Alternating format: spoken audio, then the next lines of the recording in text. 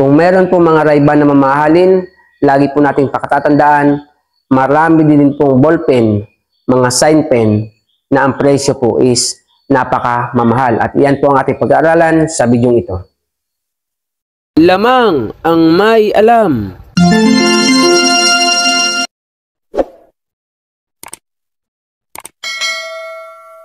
Magandang panahon po ulit sa inyo mga kaibigan ko dito sa aking channel, More Than Treasures. Mabuhay po tayong lahat. Sa mga aking taga-follow, taga-sunod, sa mga followers po natin, at sa mga bago pa lang, marami pong salamat sa inyong panunod.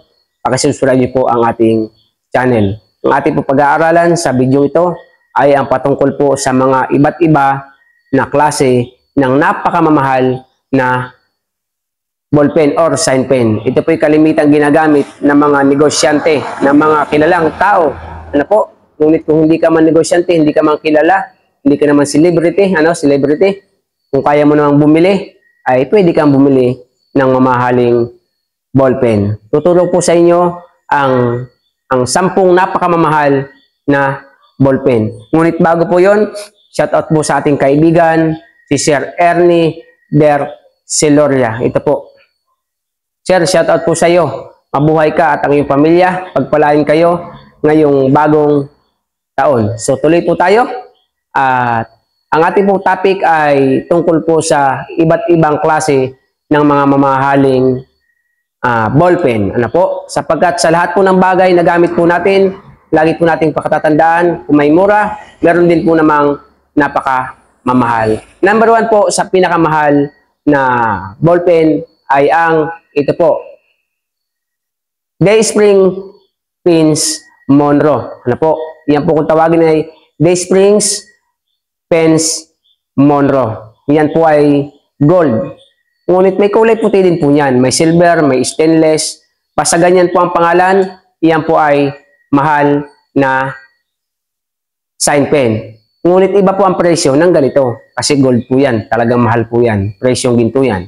Pangalawa, yun pong Crosstown Send sign pen. Ito po. Gold din po yan. Pangatlo ay ang Pilot Metropolitan sign pen. Ito po yan.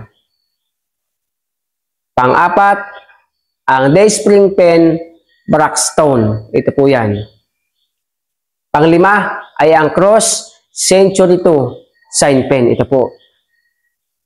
Pang-6 ay ang Karan Diachi Madison. Ito po yan.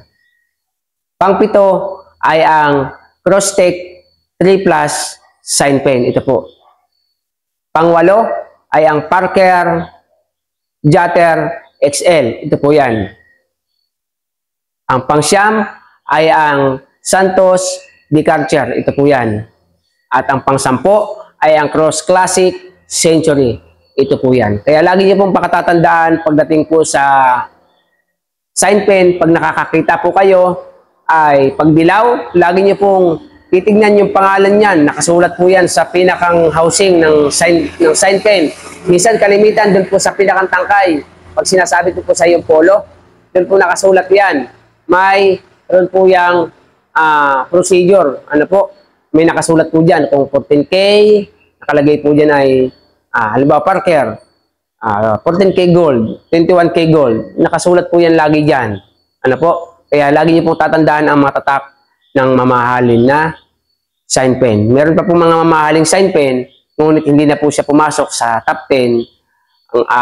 Lagi niyo pong pakatatandaan, pag ito nakuha nyo, ito po ang pinakamamahal. Meron din pong mamahalin na Mont Blanc, Sweeper, yan, mga Chopard, yan po, mga mamahalin po na yan, na sign pen. Ngunit hindi po sila pumasok sa pang-10 top 10. Ano po?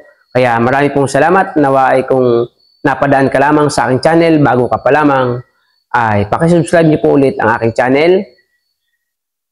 At pakihit niyo po ang notification bell, lagay niyo po ay all para lagi po kayong update sa mga bago nating videos. Kung magugusto mo naman, pakilike niyo po sa ating mga kaibigan at pakishare mo po sa ating mga kaibigan. Ano po? At kung may comment, may katanungan, tanong lang po kayo sa ibaba. At sasagutin po kayo sa abot ng aking makakaya. Maraming po salamat. Merry Christmas. Lamang ang may alam.